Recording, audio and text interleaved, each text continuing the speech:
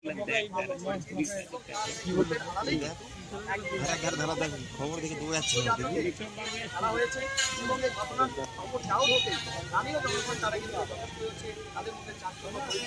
এবং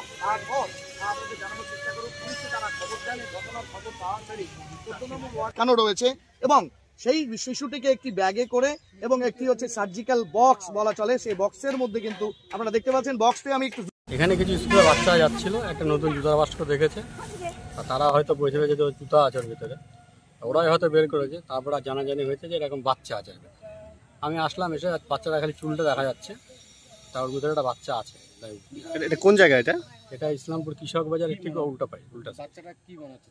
একদমই ছোট নাকি? খুবই ছোট মনে হচ্ছে দেখে, খুবই ছোট, পরিষ্কার এখনো দেখা যায়নি, আমরাও দেখিনি, মাথার চুলগুলো দেখা যায়। আমরা তো ভয়তেই যাই। খবর দিলে পুলিশ আমরা এখনই জাস্ট 10-15 মিনিট আগে দেখলাম। রামজামাইকে বলা কি হতে পারে? ফেলে দিয়ে গেছে কেউ? এরকমই মনে হচ্ছে যে কেউ হয়তো ফেলে দিয়ে গেছে। ওই যে ব্যাগটা উপরে আছে ওখানে, কি বলবেন এই বিষয়ে? মানে এই যে এরকম করে বাচ্চা অনেকের তো এরকম হয় যে খুবই খারাপ লাগছে। ছোট বাচ্চা এখনো দুনিয়ার আলো দেখলো, তাকে এভাবে ফেলে দিয়ে গেল।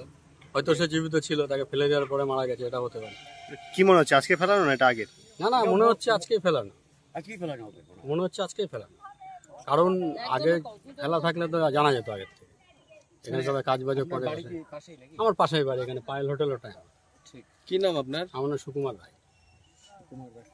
এই ঘটনাটা যে বা যারাই ঘটিয়ে থাকে ব্যক্তিগতভাবে, সে মানবতার এক নির্মম জায়গায় চলে গেছে। এরকম ঘটনাটা একদম সত্যি অনভিপ্রেত এই সমস্ত জায়গাতে। এবং ছোট্ট যেটুকু দেখতে পাচ্ছি, সুকুমারদা ফোন করেছিল, যেটুকু দেখতে পাচ্ছি যে বাচ্চাটা ম্যাচিওর হয়নি, যেটুকু আমরা প্রাথমিক বুঝতে পারছি এরকম হতে পারে, মেবি ম্যাচিওর হয়নি। তাকে মানে ঘটনাটা একটা অবৈধ ঘটনা, বৈধ ঘটনা হলো তো এরকম ব্যাপার হতো না। যেটুকু বুঝতে পারছি আর কি, বা কিছু হয়েছে এখানে ফেলে দিয়েছে, ভালো লাগছে না। এরকম দেখে মর্মাহত সবাই এসছে, চেয়ারম্যান সাহেবকে জাস্ট জানালাম এবং যা যা সরকারি করণীয় করতে হবে। তবে একটা কথা বলবো, পুলিশকে এই সমস্ত জায়গা, যে সময় ফাঁকা এলাকাগুলো আছে, এটা 14 নম্বর ওয়ার্ডে পড়ে, এই জায়গাতে টহলদারিটা বেশি করা দরকার আছে। এই জায়গায় টহলদারি দরকার আছে এবং পৌরসভা থেকে পর্যাপ্ত লাইট আমরা লাগানোর চেষ্টা করছি।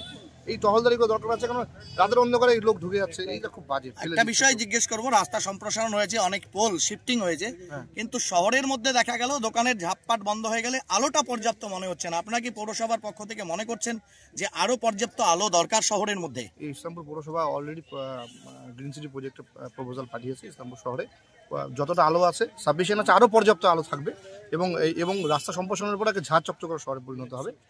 আমরা এটা আশা করি। ঠিক, অনেক ধন্যবাদ।